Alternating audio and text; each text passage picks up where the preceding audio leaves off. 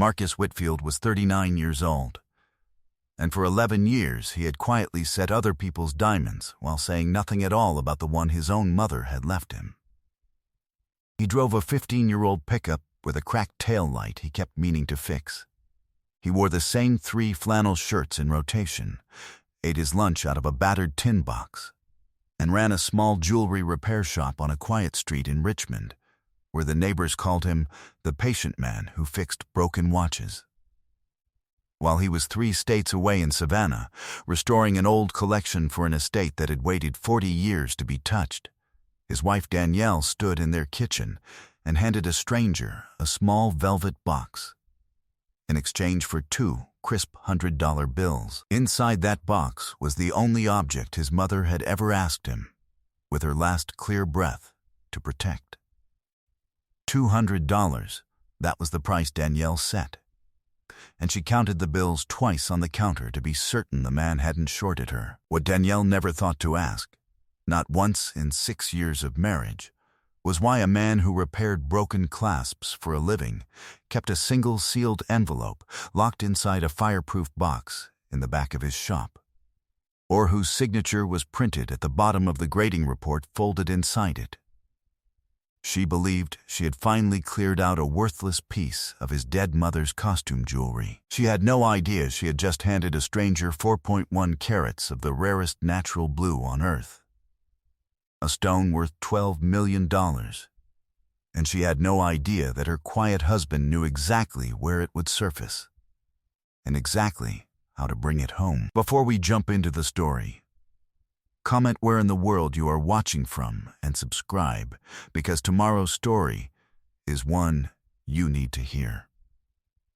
The morning the trouble began, the light came in gray and soft through the front windows of the shop, and Marcus sat at his bench with a loupe pressed to his eye and a cup of coffee going cold beside his elbow. He was repairing the prongs on a customer's anniversary band, an old thing worn thin by 30 years of dishwater and gardening, and he worked the way he always worked, slow and exact, returning the metal to the shape it should have held. The bench had been his mother's bench first. She had bought it second-hand in 1981 and refinished it herself, and the small burn mark in the corner was hers, from a soldering torch she had set down too quickly the week his father left for good. Marcus ran his thumb over that burn mark every morning, the way other men checked a watch. Ruth Whitfield had raised him alone above a laundromat, and she had taught him the trade with her own hands, and she used to say, when a stone came in cloudy and a customer wanted it cut down to hide the flaw, that you never cut away the truth of a thing just to make it easier to sell. A stone shows you what it is, she told him, if you have the patience to look. He had buried her 4 years earlier, on a cold Tuesday with 11 people present, and he had kept her bench and her tools and one sealed envelope that he had never once opened in front of his wife. Danielle came by the shop a little after 10, and she kissed his cheek the way she always did now, quick and dry, already turning toward the door before her lips had finished landing. She smelled of a perfume he didn't recognize, something expensive and floral, and he noticed it the way he noticed everything, without comment, filing it away. She told him she was meeting her friends for lunch and might be late, and she tilted her phone face down against her hip as she said it. A small movement, practiced and smooth. He told her to drive safe. He had met her 6 years before at a charity auction where he had volunteered to clean and appraise donated pieces for free, and she had been bright and curious then, asking him real questions about carbon and pressure, and what made one stone glow and another stay dull, and he had mistaken her interest in the stones for interest in the man who understood them. She had been warm before she learned he was, by every visible measure, an ordinary man with an ordinary shop. Only his old lawyer and his late mother's estate file knew the rest. His other life stayed sealed in that fireproof box, the way it always had, unknown to her. He worked until dusk. When he locked the shop that night, He stood for a moment in the dark and felt, without being able to name it, that something in his house had already started to come loose, the way a setting loosens long before the stone ever falls. 2 days later, an envelope arrived at the shop with no return address, and inside it was a single printed photograph of his own front porch, taken from across the street, with a black Mercedes parked at the curb. The job in Savannah ran short, and Marcus drove home a full day early without telling Danielle, because telling her had stopped feeling natural sometime in the spring. He let himself in through the side door near 8 in the evening, and the house was quiet. And the first thing he noticed was that his mother's curio cabinet in the back room stood empty. The little porcelain birds were gone. The framed photograph of Ruth at 19 was gone. And the small carved jewelry box that had sat on the second shelf for 4 years, the one he had moved into the house after the funeral, was gone too. His hands did not shake. He stood in the doorway and let his eyes do the work his heart wanted to skip, cataloging the empty shelves the way he cataloged a tray of loose stones, one absence at a time. On the kitchen counter, beneath a grocery list in Danielle's handwriting, he found a slip of paper from an estate buyer downtown, a carbon receipt, and on it, in smudged blue ink, was a line that read, "Assorted costume jewelry and household, paid $200, cash." The date was 4 days old. He did not call out for her. He did not search the house for a confrontation. He sat down at the kitchen table, set the receipt flat in front of him, and photographed it from 3 angles with his phone. Then he opened his laptop, found the estate buyer's business name, and saw that it was a small operation that resold to a network of dealers up and down the East Coast. He photographed that too. He sat in the dark shop and worked backward through the buyer's resale records, the public ones a careful man could find, and he watched the small velvet box from his mother's curio cabinet begin its quiet journey up a chain of hands, each one paying a little more, none of them yet paying the truth.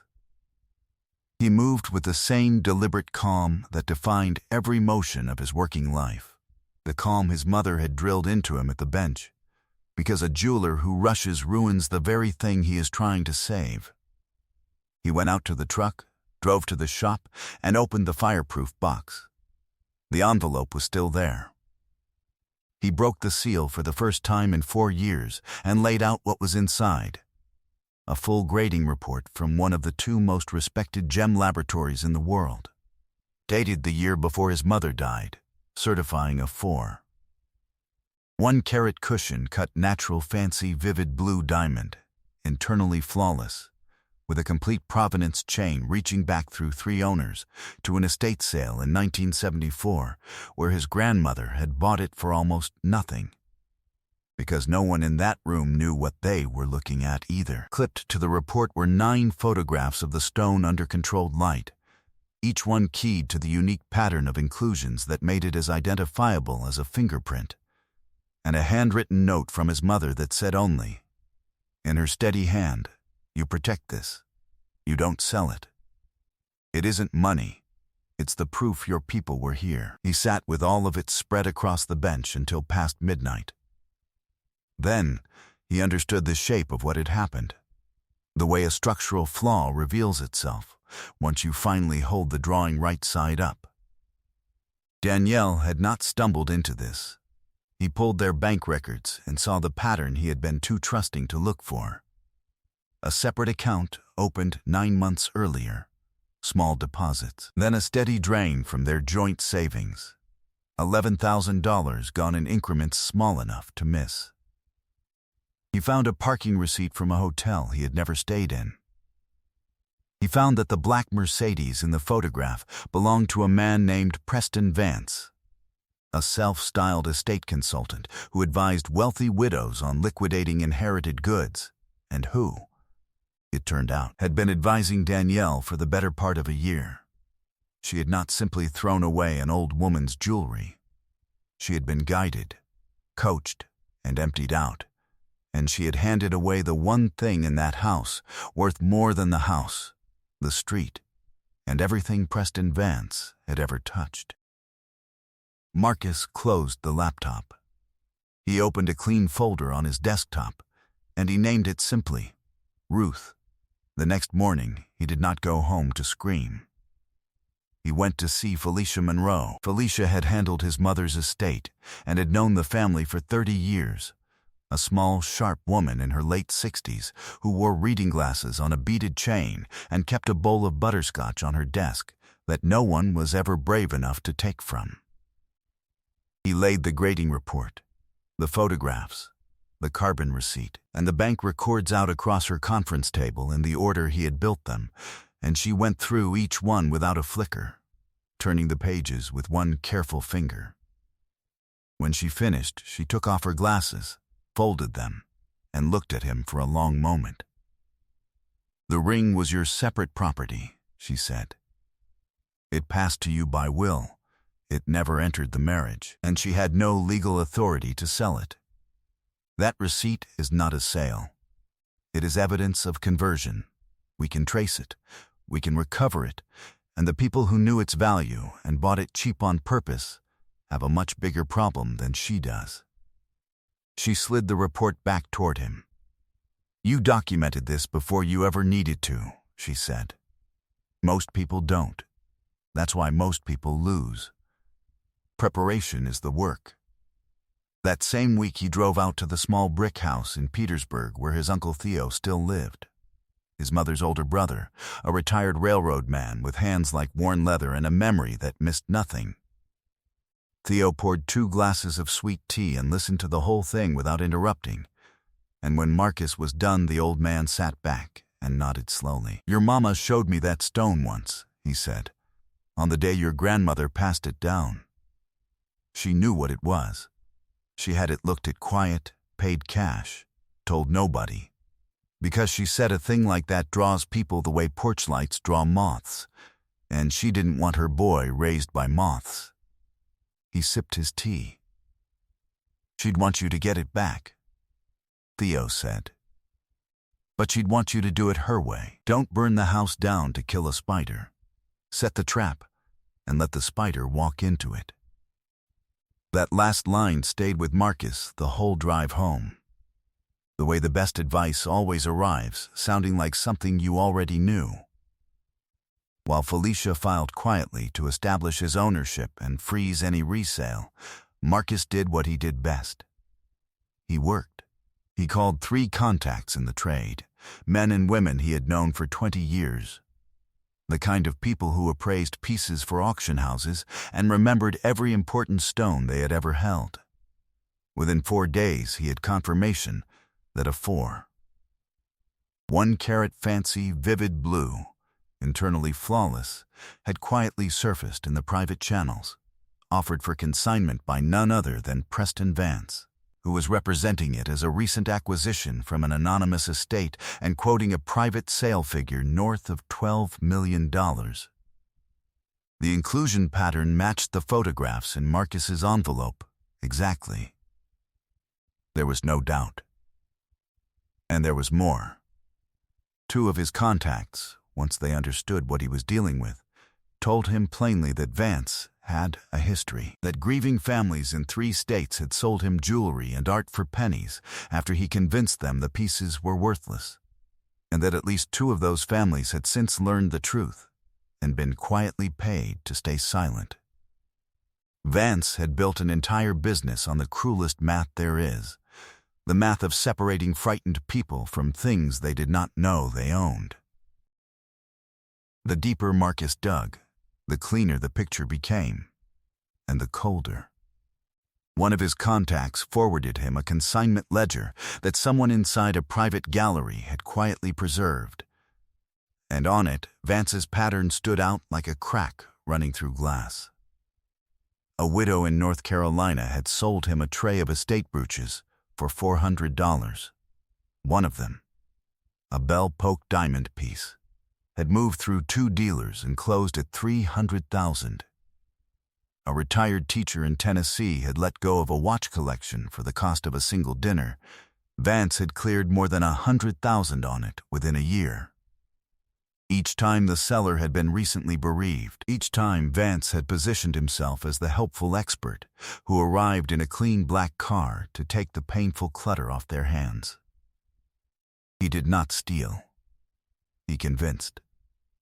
He talked grieving people into believing their treasures were trash, and then he resold the trash at its true and terrible worth. And that, Marcus understood, was a kind of theft no law had ever quite caught up to. He printed every page. He built a timeline that ran 4 years deep.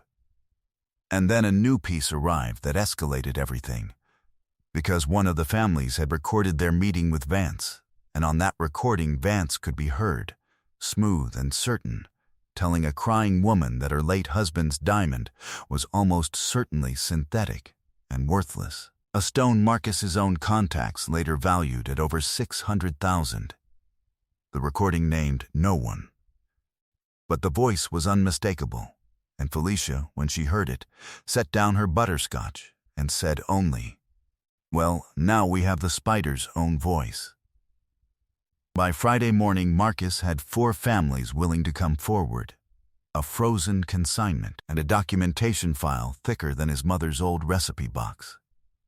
Marcus went home every night through all of it and behaved like a man with nothing on his mind.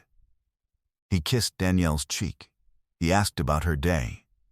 He fixed the leaking faucet she had been complaining about and listened to her talk about a vacation she wanted to take in the fall.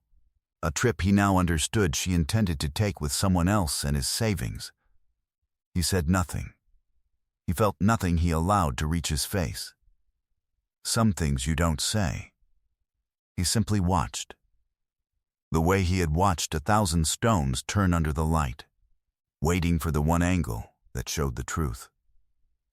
Real power, his mother used to tell him, operated in quiet rooms. One night Danielle showed him a brochure for a coastal resort and asked, lightly, whether he thought they could afford it, and he looked at the glossy photographs of a place he knew she meant to enjoy without him.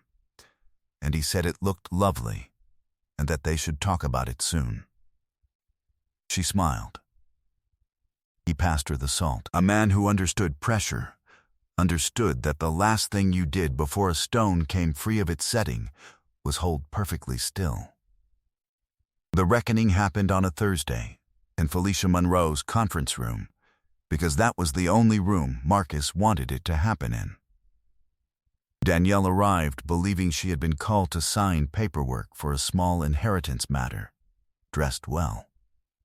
Faintly annoyed at the inconvenience, she did not expect to find Preston Vance already seated at the table, summoned under the same pretense, his black Mercedes parked outside next to Marcus's old truck.